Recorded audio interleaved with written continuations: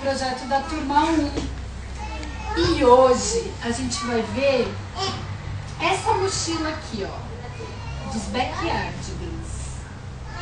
Que é de quem essa mochila? Alice! É da Alice. É sua essa mochila, Alice? É? A gente vai ver o que tem dentro dela, o que a Alice traz aqui pro espaço da vila. Deixa eu ver aqui se é você. Ah, olha! A Alice segurando a mochila dela. Alice, vai lá pegar a sua mochila. Ela tá aqui.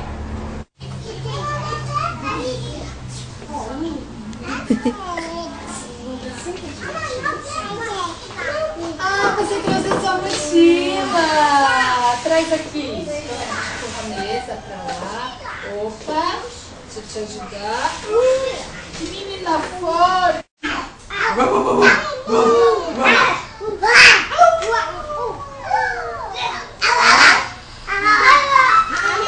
eu tô vendo um monte de roupa aqui dentro, Alice. Pode pegar. Olha só. Deixa a gente ver o que tem aqui. Calça jeans. Olha só, uma jardineira muito bonita.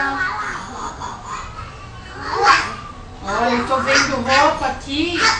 Se esfriar, a gente tem roupa quentinha, né, Alice? Você quer tirar o DVD daí? Alice, quem arruma sua mochila? A mamãe? A mamãe da Alice. Ela coloca bastante roupa aqui pra você, né? Bom, agora que a gente